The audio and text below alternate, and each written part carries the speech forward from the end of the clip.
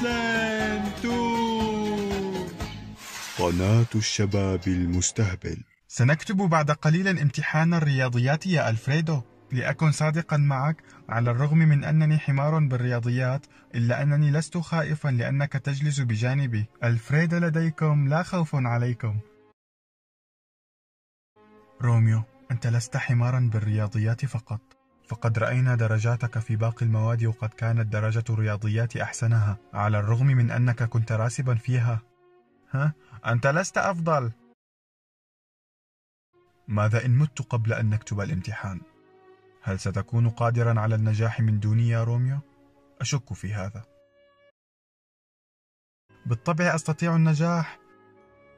كان كلامي مزاحا فقط. في كل مرة كنت أنجح باجتهادي الشخصي، ولم أغش من ورقتك إلا مرة واحدة عندما أردت التأكد من الإجابة فقط. لا يهمني وجودك، أستطيع النجاح بمفردي. ألفريدو، ماذا حل بك؟ كيف لي أن أنجح بدونك؟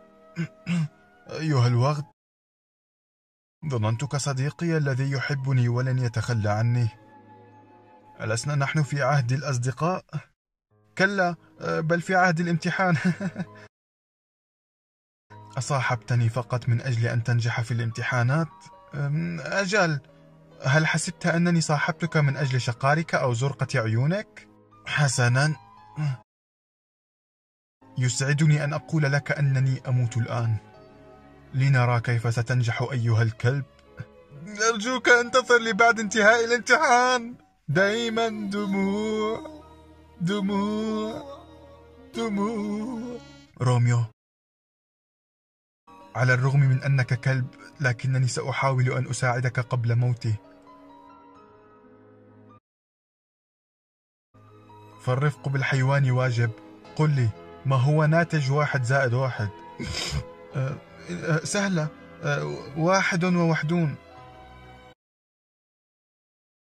ألفريدو، ماذا حل بك؟ لم أرى أتيس من هكذا مخ في حياتي. ألفريدو، أرجوك ساعدني. لعلي ارتكبت الكثير من الذنوب حتى تكون أنت آخر وجه أراه قبل مماتي. لن أراك مجددا. حمدا لله على نعمة الموت. سيبدأ امتحان الرياضيات بعد قليل.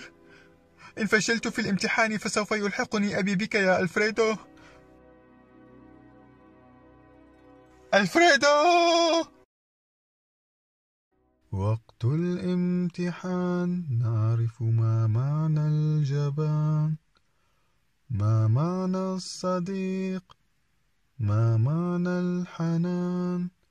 كلنا نبغي الأمان بعيدا عن رسوب الامتحان.